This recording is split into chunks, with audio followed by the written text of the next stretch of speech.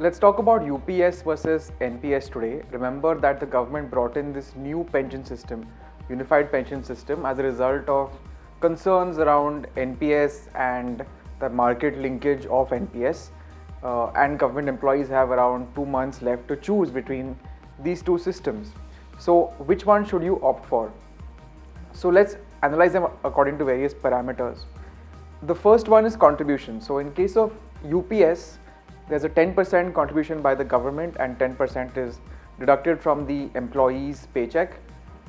In case of NPS, it's 14%, 1/4 from the government and 10% from the employee. There is a separate amount of 8.5% in UPS which goes to something called the pool fund, but that is there as a backup to maintain the pension, the ultimate pension you get. So the 8.5% has to be accounted for separately. Now the investment pattern. So both UPS and NPS have the same investment choices.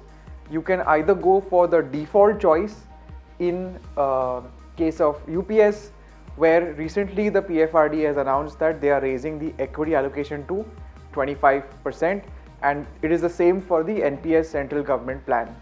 You can also go for a life cycle fund which has two options, 25% equity and 50% equity.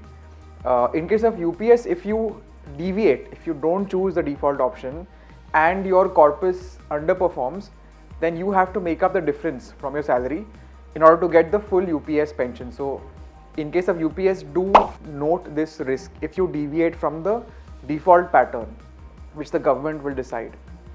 Then the pension formula. So in case of UPS, it's 50% of your last drawn basic salary and dearness allowance. This is a basic version of the formula. It's a little bit more complicated, but roughly speaking, it's 50% of your final salary. In case of NPS, the amount depends on the annuity and the withdrawal. So in case of NPS, you can withdraw up to 60% tax free, and you also can purchase, you have to purchase an annuity with the remaining 40%. So we did the math for a 25-year service period, because that is the maximum service period in the UPS system. How do the two options fare? And actually the result is quite similar. So the pension in case of UPS, in case of very standard assumptions about inflation, returns, etc., we assume 10% return, is quite similar to this annuity plus withdrawal. So we assume that there's a 3% sustainable withdrawal rate in case of NPS, and there's a 7% odd annuity. So roughly the payout comes to the same. We took the case of somebody with a 50,000 rupees starting salary, and at the end of 25 years their salary jumps to around 1.7 lakhs a month, accounting for a 5% growth every year, and they're able to get that similar 86,000 rupee payout in both systems. But UPS is still better because the UPS pension is inflation linked. As your expenses go up, the government will increase your UPS pension.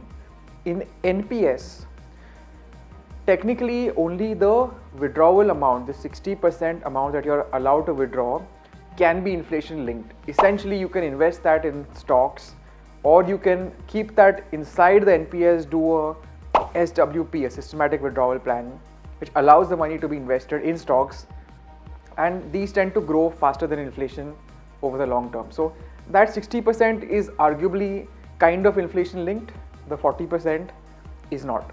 So on that parameter alone, the UPS scores over NPS. But there are some drawbacks to UPS also. So before I get to those, a quick note: in case of UPS, you also get a lump sum of 1/10 of your final salary for every year of service that you have completed. In case of NPS, there is no additional lump sum, but that 60% lump sum I spoke about here, that's very much there. Now, what happens if you do VRS, voluntary retirement scheme? What if you leave before 25 years of service? The catch in UPS is your pension will only begin at the age of retirement, which is 60. So if you leave, or if your service ends at 40 or 45 or 50, you have to wait a good 10-15 years, which may not be practical for a lot of people, especially those who have relatively short service periods. So think of the border security force, or people, central government employees who don't have the full 25 years of service.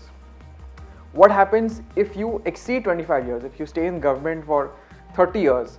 Again, UPS will cap your pension at that, according to the formula under the UPS, whereas in case of NPS, your corpus compounds for longer. So another advantage, another flexibility which NPS has.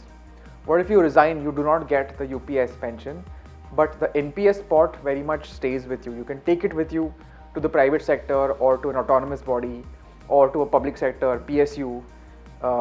That flexibility is there. What about inheritance?